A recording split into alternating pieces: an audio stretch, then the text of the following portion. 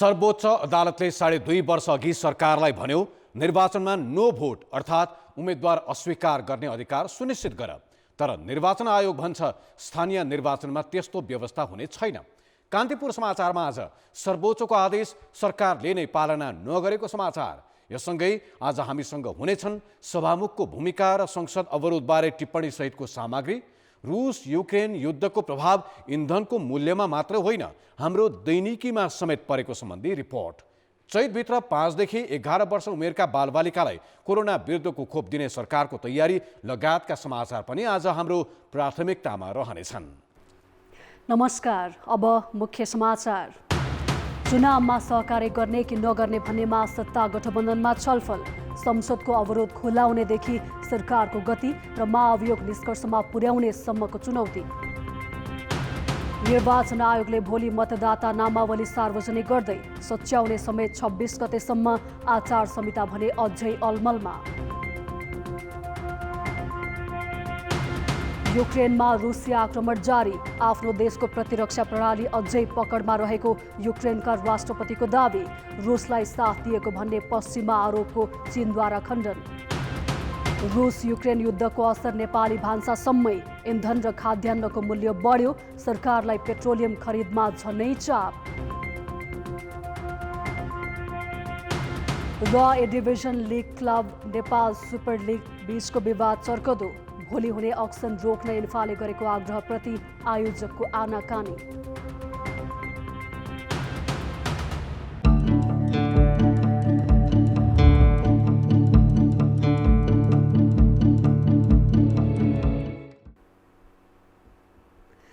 संविधान र संसदको रक्षा गर्न भन्दै 1 वर्ष अघि बनेको गठबन्धनले टुट्नै लागेको परिस्थितिबाट जोगिएर एमसीसी सम्झौतालाई पार लगाएको छ।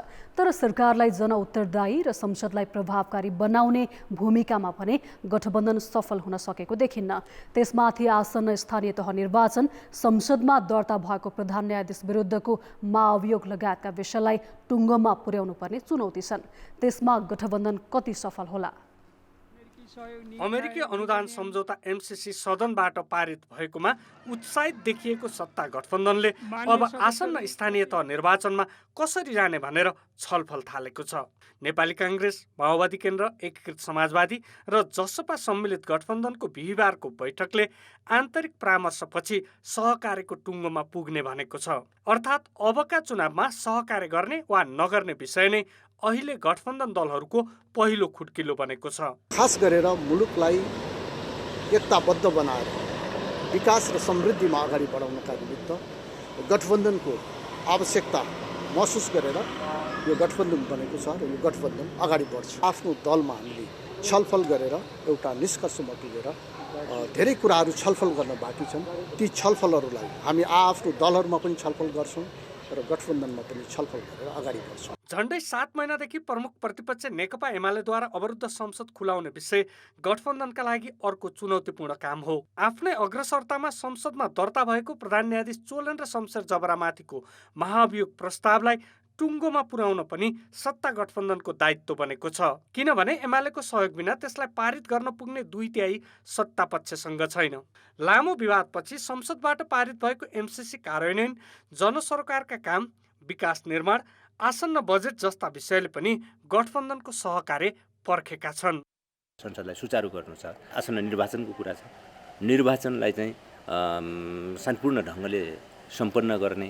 अर्को पार्ट भनेको शान्ति प्रक्रियालाई एउटा निष्कर्षमा नपुग्दा मनोवैज्ञानिक ढङ्गले समाज कहीँ न कहीँ किताबबन्दी हुने खालको स्थिति जो यदाकदा देखिन्छ, त्यो स्थितिलाई अन्त गर्नु हाम्रो लोकतन्त्रको रक्षा, हाम्रो शान्ति र स्थिरताको प्रवर्धन, हाम्रो संविधानको कार्यान्वयनको निम्ति अनिवार्य अर्को शर्त हो।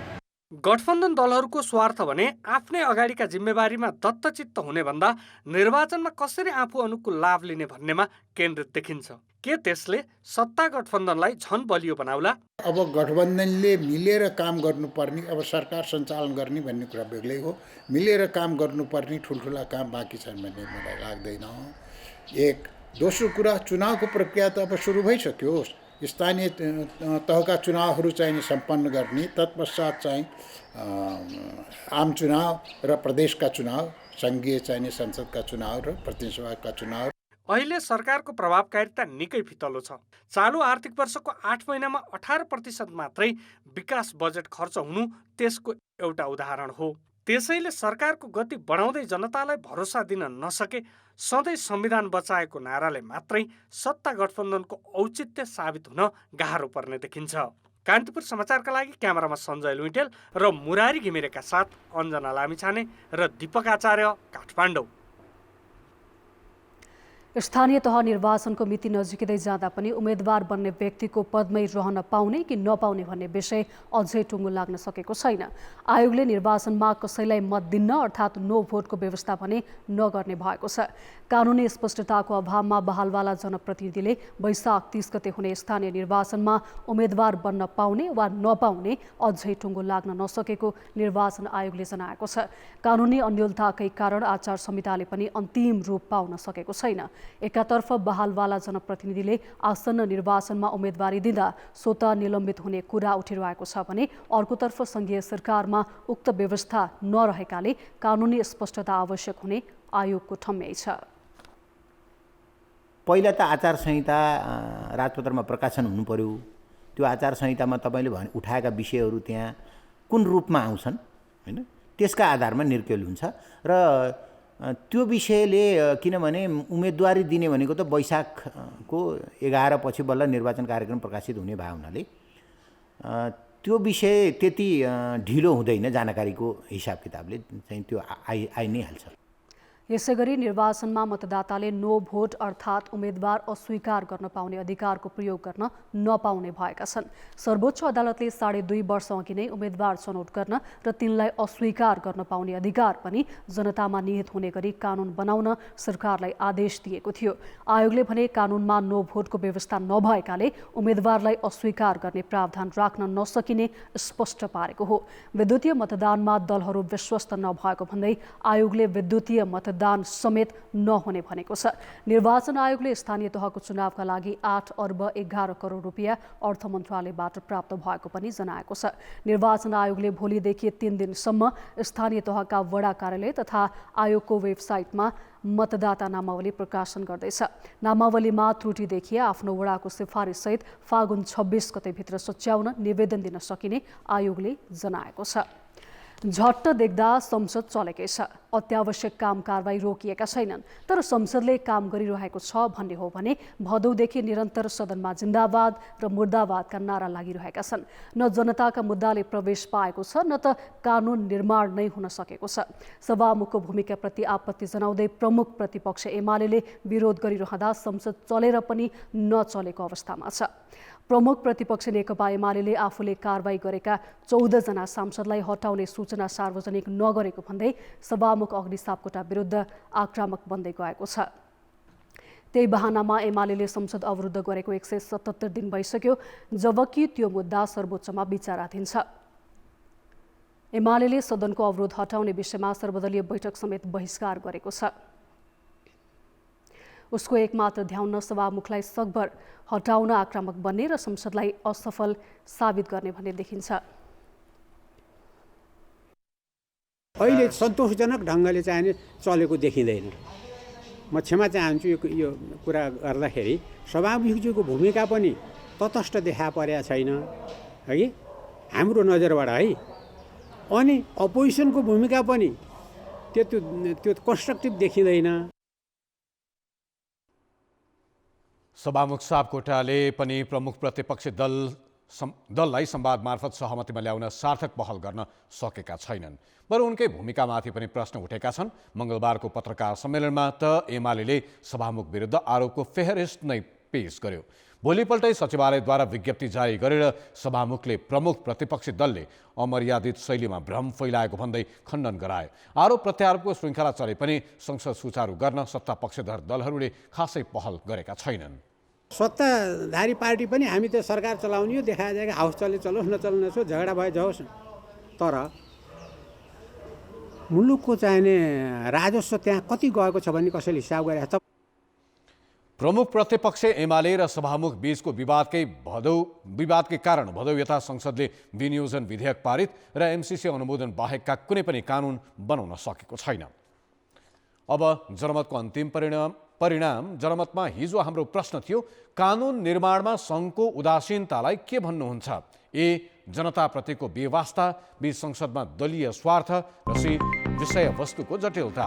जनमतको अन्तिम परिणाम यस्तो छ, ए, जनताप्रतिको बेवास्तामा 45%, बी, संसदमा दलीय स्वार्थमा 55% र सी, विषयवस्तुको जटिलतामा मात्र 5% मत प्राप्त भएको छ। जनमतमा अब आजको प्रश्न। जनमत संसदको गतिरोध अन्त्य गर्न दलहरू गम्भीर नहुनुलाई के भन्नुहुन्छ? ए, दलीय दाउपेचको परिणाम, बी, संसदीय गरिमाको उपेक्षा र सी, जनसरोकारका मुद्दामा बेवास्ता। जनमतको अन्तिम परिणाम भोलि साँझ 8 बजेको कान्तिपुर समाचारमा प्रसारण गर्नेछौँ। कृपया न्युज स्पेस AB वा सी टाइप गरी 34001मा SMS गरी आफ्नो मत व्यक्त गर्नुहोला। नेपाल बार एसोसिएसनले निलम्बित प्रधान न्यायाधीश चोलेन्द्र शमशेर जबराको बहिर्गमन नभएसम्म दबाव अभियान चलाइरहने बताएको छ। नेपाल बार एसोसिएसनले आज पत्रकार सम्मेलन गरेर निलम्बित जबरा विरुद्धको आन्दोलन जारी राख्ने जनाएको हो। कानुन व्यवसायको आन्दोलनकै कारण प्रधान न्यायाधीश जबरालाई दलहरूले महाअभियोग प्रस्ताव दर्ता गरेर निलम्बित गरेको बारको दाबी छ। यो न्यायपालिका सुधारको लागि बाधकको रूपमा रहनुभएको चोलेन्द्र शमशेरको अहिले निलम्बन मात्र भएको छ। उहाँको बहिर्गमन भइसकेको स्थिति छैन।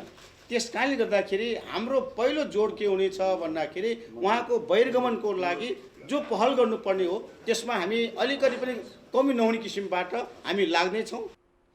कानुन व्यवसायको 15औं राष्ट्रिय सम्मेलन आयोजना गरेको बारले 24 बुधे काठमाडौँ घोषणापत्र समेत जारी गरेको छ।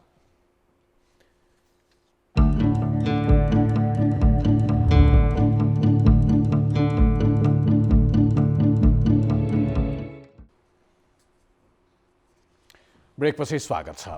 नेत्र विक्रम चन्द नेतृत्वको नेपाल कम्युनिस्ट पार्टी मूलधारको राजनीतिमा आएदेखि नेपालमा हतियारको राजनीति लगभग निस्तेज जस्तै देखिन्छ।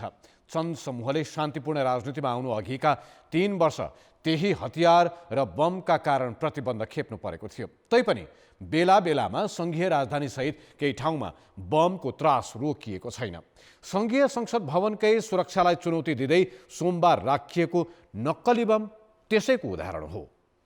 सोमबार बिहान करिब 10:50 नयाँ बानेश्वर निकै व्यस्त नजिकै रहेको संसद भवनमा सुरक्षाकर्मीको कडा सुरक्षा। 10:57 त्यही संसद भवनको दक्षिण गेटको ठिक अगाडि एउटा मोटरसाइकलमा 2 जना आइपुग्छन् र मूल सडकमै बोराले छोपिएको जस्तो वस्तु राखेर सजिलै हिँड्छन्। नो एमसिसी लेखिएको तार जडित प्रेसर कुकरभित्र कुनै विस्फोटक पदार्थ राखिएको हुन सक्ने सहजै अनुमान गर्न सकिन्थ्यो। नेपाली सेनाको टोलीले निष्क्रिय पारेपछि कुकरभित्र ठुलो क्षति गर्ने विस्फोटक पदार्थ नभएको त खुल्यो, तर विस्फोटक पदार्थ राखेको संसद भवनको सुरक्षा दिएर बसेका सुरक्षाकर्मीदेखि सडक आसपास राखिएका सिसी क्यामेराले सुईको समेत नपाउनुले काठमाडौँको सुरक्षामाथि गम्भीर प्रश्न खडा गरेको छ। त्यही दिन मात्रै काठमाडौँभित्र 3 स्थानमा त्यस्ता शङ्कास्पद वस्तु राखिएका थिए। सबै नक्कली र त्रासका लागि थिए। यदि ती सक्कली नै थिए भने पनि काठमाडौँको सुरक्षाले सुईको समेत नपाउने रहेछ भन्ने प्रश्न हुन्छ। चुच्चे पार्टीमा पनि फोहोरको उसमा चाहिँ भेटियो भन्ने थियो, पछि कौशलटारमा पनि थियो, हिजो यहाँको काँडाघारीमा पनि अब त्यहाँ त बमै फेला पर्यो भन्ने कुराहरू आयो। अब यी सबै कुराहरूलाई जोड्ने र सम्झनालाई कानुन दायरामा ल्याउने काममा प्रहरी एकदम संवेदनशील रूपमा लागेको अवस्था छ। पछिल्लो 3 वर्षमा काठमाडौँभित्रै यस्ता 19 स्थानमा विस्फोटक पदार्थ राखिएको फेला परेको छ। यसले बमकै त्रास देखाएर समाजलाई आतंकित पार्ने समूह निस्तेज भएको छैन भन्ने देखाएको छ। राजनीतिक आवरणमा देखिने अपराधिक समूहले चाहिँ घोषित रूपमा कुनै विरोध कार्यक्रमहरू गरेको हुन्छ र त्यस्तो बेलामा चाहिँ सर्वसाधारणलाई त्रसित गर्नको लागि चाहिँ यस्ता होक्सहरू राखेको हुन्छ र अपराधिक प्रवृत्तिका मान्छेहरूले चाहिँ आफ्नो त्यो कुनै व्यक्तिसँग अथवा समूहसँग अथवा कुनै संस्थासँग केही चिजको बार्गेनिङ गर्नु पर्यो भने त्यो ठाउँमा चाहिँ उसलाई त्रसित गरेर चाहिँ उसलाई बाध्य तुल्याउनको लागि पनि यस्ता होक्स बमहरू चाहिँ राखेको अवस्था देखिन्छ। स्थानीय तहको निर्वाचन नजिकिँदै गर्दा सुरक्षा निकायहरू सुरक्षा रणनीतिको तयारीमा छन्। घोषित सशस्त्र समूह नदेखिने र शान्ति सुरक्षामा प्रभावित पार्ने गतिविधि पनि नरोकिनुले निर्वाचन सुरक्षा थप चुनौतीपूर्ण हुन सक्छ। कान्तिपुर समाचारका लागि क्यामेरामा मुरारी घिमिरे र पशुपति बुढाथोकीका साथमा रमेश धमला, काठमाडौँ। सरकारले चैतको अन्तिम साताबाट 5 देखि 12 वर्ष उमेर समूहका बालबालिकाले कोभिड-19 विरुद्धको खोप दिने भएको छ। सरकारले यो उमेर समूहकालाई फाइजर कम्पनीको खोप दिने लागेको हो। खोपका लागि सरकारले कम्पनीलाई पत्राचार गरेकोमा उसले चैतभित्र उपलब्ध गराउने जानकारी दिएको छ। त्यही आधारमा सरकारले चैत अन्तिमबाटै खोप दिने जनाएको हो। बालबालिकालाई दिन करिब 90 लाख खोप प्राप्त हुने स्वास्थ्य मन्त्रालयले जनाएको छ। 5-11 समूहको लागि हामीले खोप अर्डर गरिसकेका छौँ फाइजर कम्पनीसँग। उनीहरूले चाहिँ नि यो चैत महिनाभित्र हामी खोप ल्याउने योजनामा छौँ र पठाऊ भनेका छौँ। त्यसमा उनीहरूले सहमति जनाएका छन्। अर्थात् चैतभित्र खोप आउँछ र हामी लगाउन सुरु गर्छौँ। लगभग 90-92 लाखसम्म पनि डोज हुन्छ कि भन्ने अनुमान छ। 12 वर्षभन्दा माथिको उमेरलाई 0.5 mm खोप दिने गरिएको छ, तर त्योभन्दा कम उमेरकालाई 0.2 ml दिइनेछ। यो खोप विश्व स्वास्थ्य सङ्गठनबाट आकस्मिक प्रयोगका लागि मान्यता प्राप्त गर्ने क्रममा छ। अमेरिका, क्यानाडा र केही युरोपेली मुलुकले 5 वर्षमाथिका बालबालिकालाई यो खोप दिन सुरु गरिसकेका छन्। रुस र युक्रेन बीच जारी युद्धको असर नेपाली भान्सासम्मै पर्न थालेको छ। व्यवसायीहरूले युद्धको कारण देखाएर खाने तेलको मूल्य बढाउन थालिसकेका छन्। आपूर्ति प्रणाली खलबलिँदा त्यसको असर नेपालसम्म पर्न थालेको हो। स्वदेशमा कृषिको उत्पादन र उत्पादकत्व बढ्न नसक्दा उपभोग्य वस्तुको मूल्य अझ बढ्ने अर्थशास्त्रीले प्रक्षेपण गरेका छन्। रुस र युक्रेन बीचको युद्धले विश्व बजार नै प्रभावित हुँदै गइरहेको छ। यस्तो बेलामा नेपालको बजार पनि प्रभावित हुन थालेको छ। नेपालगञ्जको यो नाका हुँदै आउनुपर्ने मालवाहक गाडी आउने क्रममा निकै कमी आएपछि नेपालगञ्जमा मूल्य वृद्धिका असरहरू देखिन थालेका छन्। मालवाहक गाडी आउने क्रम घट्नुको मुख्य कारण हो रुस र युक्रेनमा उत्पादित खाद्यवस्तुको आयात ठप्प हुनु। रुसले 4.96 लाख टन र युक्रेनले 50.4 लाख टन जौ निर्यात गर्दै आएका थिए, जुन विश्वभरको जौको 40% हिस्सा हो। युद्ध र ती मुलुकबाट अहिले जौ आउन छाडेपछि त्यसको प्रभाव नेपाली बजारमा देखिएको हो। कुनै पनि जहाज कम्पनीहरू पनि जान सक्दैन र स्याङ्सन लागेको कारणले चाहिँ कसरी त भोलि एलसीको त्यहाँ चाहिँ पेमेन्ट हुन्छ र कसरी चाहिँ जुन छ त्यसको चाहिँ डोनरको चाहिँ पेमेन्ट हुन्छ भनेपछि चाहिँ त्यो पेमेन्टको पनि समस्या आयो त माल त लोड हुने कुरै आउँदैन त्यहाँबाट। युद्धका कारण लोडिङ नै प्रमुख चुनौती बनेको छ। त्यसमाथि पनि युरोपेली सङ्घको प्रतिबन्धपछि रुसी स्वामित्वका ब्याङ्कहरूले युरोपमा काम गर्न बन्द गर्दा उद्योगपति तथा व्यापारीले खरिद गर्न चाहेको वस्तुको भुक्तानी गर्न नसक्ने अवस्थामा पुगेकाले पनि आयात प्रभावित भएको खाद्यान्न उत्पादकहरू बताउँछन्।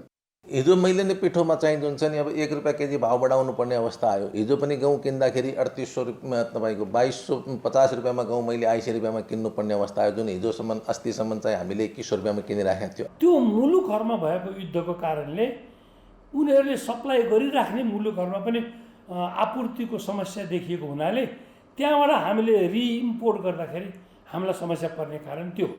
रुस र युक्रेन बीच युद्ध हुँदा विश्वभर नै गहुँको मूल्य बढेको छ। प्रति क्विन्टल 2200 रुपैयाँ पर्ने गहुँको मूल्य बढेर 3000 भन्दा बढी भएको छ। श्रीलङ्का र बङ्गलादेशले युद्धरत मुलुकबाटै गहुँ आयात गर्दै आएकोमा अहिले भारतबाट गर्न थालेका छन्। त्यसको असर नेपाली बजारमा परेको छ। यसै गरी खाने तेलमा पनि युद्धकै असर देखिन थालेको छ। लिटरमा हजुरको 25 देखि 30 रुपियाँ बढिया छ। अझै कति बढ्ने हो त्यो त थाहा छैन। रुस र युक्रेन बीच युद्धका प्रारम्भिक असरहरू मात्र देखिन थालेका छन्। युद्ध भर्खरै सुरु भएकाले यो लामो समयसम्म रहेमा यसका दीर्घकालीन असर समेत पर्न सक्ने भएकाले महँगीको मारबाट नागरिकलाई जोगाउन सरकारले तत्कालै वैकल्पिक व्यवस्थातर्फ ध्यान दिनुपर्ने देखिएको छ। कान्तिपुर समाचारका लागि सविता जीसीका साथ जे पाण्डे, नेपालगञ्ज, बाँके। रुस र युक्रेन बीच जारी युद्धको असर इन्धन बजारमा पर्ने देखिएको छ। यसै पनि मुलुकमा इन्धनको जोहो गर्नै धौधौ परिरहेका बेला रुस युक्रेन युद्धले झन कठिन हुने देखिएको छ। नेपाल आयल निगमले आफ्नो सञ्चितीमा रहेको रकम सकिन लागेपछि आउँदो महिनाका लागि इन्धनको जोहो गर्न सरकारसँग 4 अर्ब रुपैयाँ मागेको छ। अहिलेको मूल्यमा इन्धन बिक्री गर्दा मासिक 6 अर्ब घाटा बेहोरेको निगमले पैसाको व्यवस्थापन नगरे बजार नै प्रभावित हुनेछ। यसै पनि विदेशी विनिमय सञ्चितीमा दबाव परेको सरकारलाई बढेको मूल्यमा इन्धन खरिद गर्न झन चाप पर्नेछ।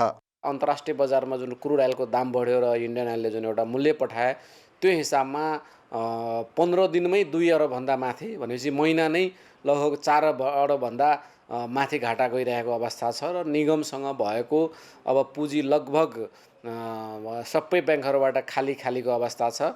नेपाल आयल निगमले पछिल्लो समय फागुन 7 गते मूल्य समायोजन गरेपछि नेपालमा पेट्रोल प्रति लिटर 145 रुपैयाँ र डिजेल प्रति लिटर 128 रुपैयाँमा बिक्री भइरहेको छ। नागरिक तहबाट विरोध हुने डरले अरू मूल्य बढाउन सकेको छैन।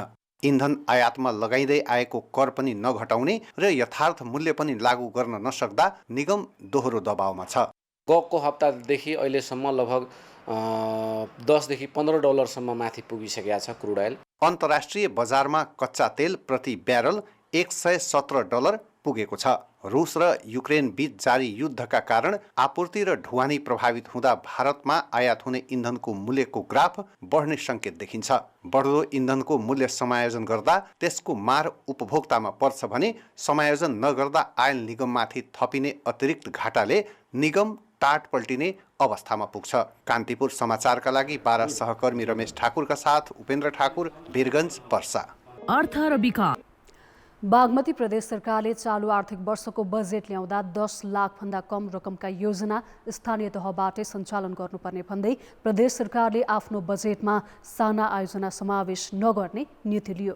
तर अहिले आफैले बनाएको नीति विपरीत दलीय भागबण्डाका आधारमा 2300 टुक्रे योजनालाई रकम बाँड्न सुरु गरिएको छ।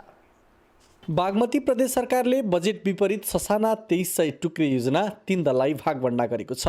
नेकपा एकीकृत समाजवादी, नेकपा माओवादी केन्द्र र नेपाली काङ्ग्रेसलाई 700 का दरले योजना बाँडिएको हो। बाँकी 200 योजना अन्य दललाई दिने सरकारको तयारी छ।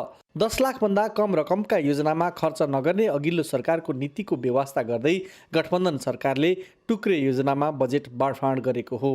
स्थानीय सरकारले साना योजनामा लगानी गर्ने भएकाले न्यूनतम 10 लाखभन्दा साना योजनामा प्रदेश सरकारले काम नगर्ने अघिल्लो सरकारले नीति बनाएको थियो। अघिल्ला सरकारलाई बजेटमा वित्तीय अनुशासन कायम राख्नुपर्ने सुझाव दिने पाण्डे नेतृत्वको सरकारले बजेटमै उल्लेख नभएका नयाँ योजनाको कार्यविधि बनाएर रकम बाँडफाँड गरेको छ। आफैले विनियोजन गरेको, आफैले बनाएको बजेट कुनै पनि वर्ष समयमै खर्च गर्न नसकेको हाम्रो देश वित्तीय अनुशासनमा प्रतिबद्ध नेतृत्व अझै हामीले तयार गर्न सकेका रहेनछौँ। मलाई त्यस्तो लाग्छ त्यो माथिदेखि तलसम्म हामी त्यो ठाउँमा रहेछौँ। त्यसैले पनि हामी सङ्घदेखि प्रदेशसम्म प्रस्तुत गरेको हाम्रो राजस्व तथा व्ययको अनुमान अनुसारको काम आजसम्म हुन सकेन। तत्कालीन मुख्यमन्त्री पौडेल नेतृत्वको सरकारले ल्याएको बजेट कार्यान्वयन गर्ने जिम्मा अहिले पाण्डेले नै पाएका छन्। तर पाण्डे नेतृत्वको सरकारले 2300 वटा टुक्रे योजनामा 5 लाख रुपियाँका दरले खर्च गर्ने गरी रकम बाँडफाँड गरेको छ।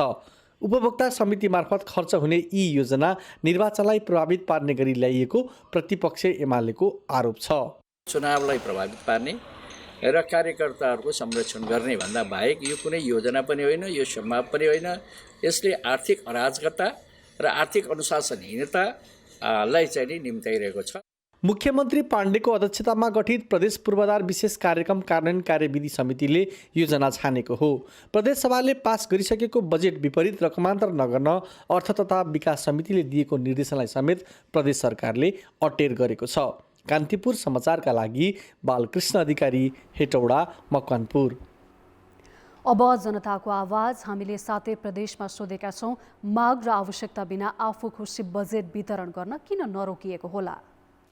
जनताको आवाज आफ्नो त नतागोतालाई खुसी पार्नुको लागि हो जस्तो मलाई लाग्छ। कार्यकर्ता पाल्नको लागि पनि चुनाव आउँदैछ, त्यो भएर पनि होला। कहाँ योजना दिँदाखेरि आफ्नो भोट धेरै हुन्छन्, कहाँबाट कमिसन आउँछ, त्यो ढङ्गले चाहिँ बजेट विनियोजन गर्ने स्थिति भएको हुनाले आफ्नो कार्यकर्ताहरू पाल्नको लागि जथाभावी चाहिँ आफ्नो मनमानित हिसाबले चाहिँ बजेट विनियोजन गर्नुभएको छ। आफ्नाहरूलाई चाहिँ पोस्ट नलाएर आफ्नो चाहिँ दुनो सोच्याउनलाई यो गरेको हो। पब्लिकको आवश्यकता के हो भन्ने बारेमा पनि अध्ययन गर्दैनन्। प्रक्रिया मिचेर बजेटको फ्लो भएको छ। आफ्नो कार्यकर्तामुखी तपाईको चाहिँ यो पैसा दिनको लागि पहिलाकाले पनि त्यही गर्दै आएका थिए, अहिले पनि यो गर्दा के हुन्छ र भन्ने छ।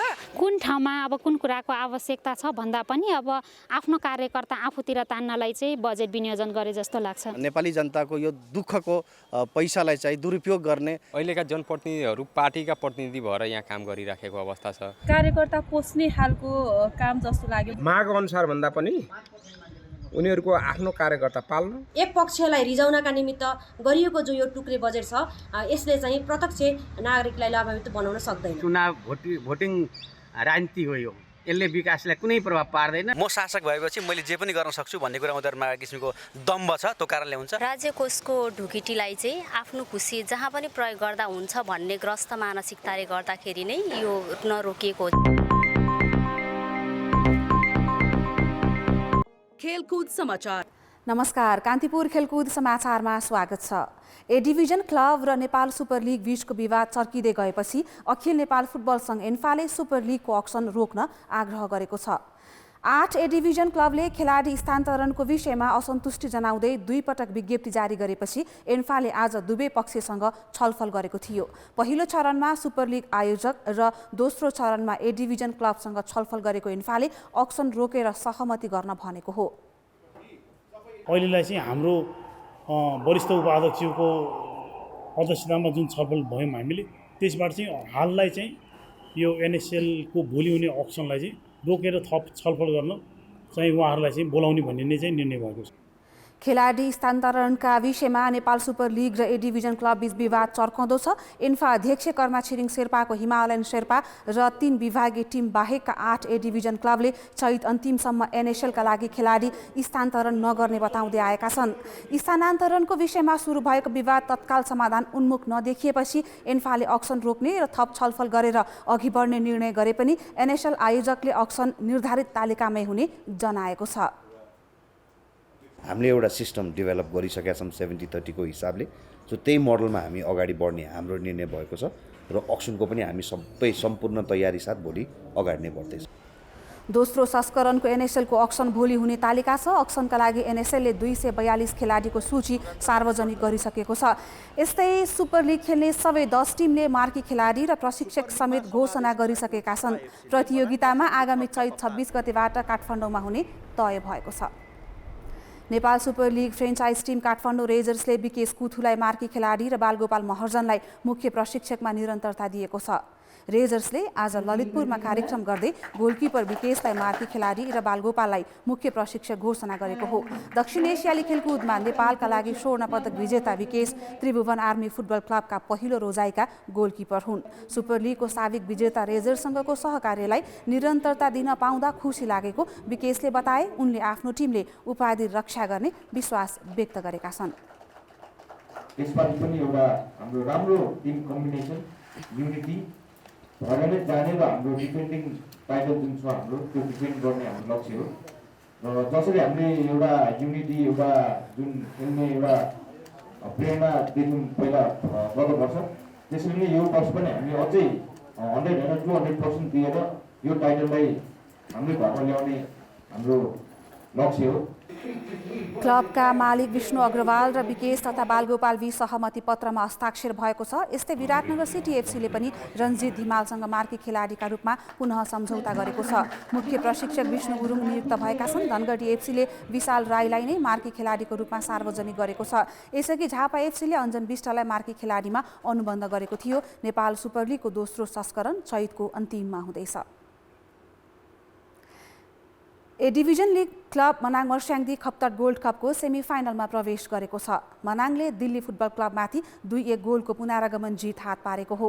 धनगढी रङ्गशालामा आज भएको खेलको पहिलो हाफ गोल रहित बराबरीमा सकिएको थियो। 72औं मिनेटमा दिल्लीका कृष्णाले गोल गर्दै डेडलक तोडे। दिल्लीले 1-0 को अग्रता जोगाउन भने सकेन। 78औं मिनेटमा अञ्जन विष्टले बराबरी गोल फर्काउँदै मनाङलाई खेलमा फर्काएका थिए। 80औं मिनेटमा विमल राणाले गोल गरेपछि मनाङ रोमाञ्चक जितका साथ अन्तिम 4 मा प्रवेश गर्यो। आजबाट सुरु भएको गोल्ड कपमा 10 टोली सहभागी छन्। भोलि बागमती युथ क्लब सर्लाही र न्युरो टिम एनआरटी बीच खेल हुनेछ। प्रतियोगिताका विजेताले 21 लाख र उपविजेताले 10 लाख पुरस्कार पाउनेछन्। आइसिसी विश्वकप क्रिकेट लिग 2 का लागि नेपालले अन्तिम टोली घोषणा गरेको छ। प्रशिक्षक पुबुदु दशानायकेले आज सन्दीप लामिछानेको कप्तानीमा 16 खेलाडीको नाम सार्वजनिक गरेका हुन्, जसमा 2 साता अघि भएको टी20 विश्वकप ग्लोबल क्वालिफायर खेलेको टिमका 9 खेलाडी छन्। सन्दीप सहित ज्ञानेन्द्र मल्ल, कुशल भुर्तेल, सागर ढकाल, कमल सिंह ऐरी, विवेक यादव, आसिफ शेख, आरिफ शेख, दिपेन्द्र सिंह ऐरीले विश्वकप छनौट खेलेका थिए। चोटका कारण बाहिर रहेका भीम सार्की, सोमपाल कामी र करण केसी टिममा फर्किएका छन्। यस्तै विनोद भण्डारी, पवन सराफ, रोहित पौडेल, विक्रम सोभ अन्तिम टोलीमा परेका छन्। नेपाल सहित युएई र पपुवा न्युगिनी सम्मिलित त्रिकोणात्मक सिरिज युएईमा हुँदैछ। सिरिज मार्च 16 देखि सुरु हुनेछ। खेलकुद समाचार अहिलेलाई यति नै। अब मौसम सम्बन्धी जानकारी।